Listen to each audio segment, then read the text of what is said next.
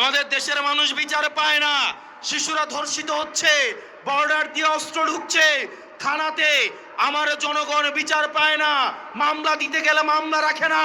আর স্বরাষ্ট্রমন্ত্রী সংসদে দাঁড়িয়ে উনি বাংলাদেশের মানুষকে প্রতারণার সংবিধান শিখায়। আপনাদের কি অধঃপতন হলে মানুষ আর বিচারও চায় না, কারণ সে জানে বিচার চেয়ে লাভ নাই, কারণ সে বিচার পাবে না।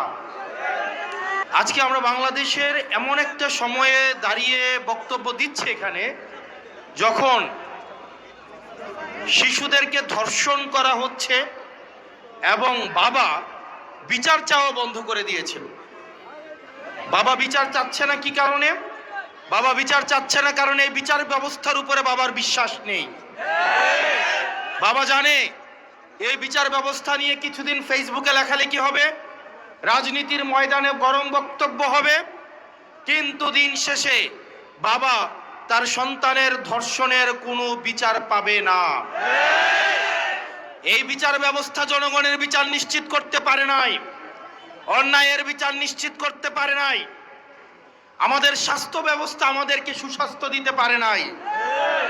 আমাদের দেশের নেতারা যারা স্বাস্থ্যের দায়িত্বে থাকেন, জনপ্রতিনিধিরা, তারা ছুটি পেলে নিয়মিত চেকআপের অংশ হিসেবে সিঙ্গাপুর এবং থাইল্যান্ডে যায়। তাদের সন্তানদেরকে তারা বিদেশে রেখে তারা পড়াশোনা করায়। যে লোকটা বাজারে জিলাপি বানায়, আপনি যদি ওই লোকটাকে বলেন ভাই আপনি জিলাপিটা খান, সে যদি জিলাপি খাইতে অস্বীকৃতি জানায়, এই জিলাপির প্রতি কি আপনার আস্থা থাকবে? যে লোকটা এখানে চটপটি বিক্রি করে, ওই লোকটাকে যদি বলেন এই চটপটিটা বলে যে না এটা আমি খাবো না, আমি অন্য জায়গা থেকে চটপটি কিনে আইনা খাবো, ওই লোকের চটপটিকে আপনি কিনা খাবেন?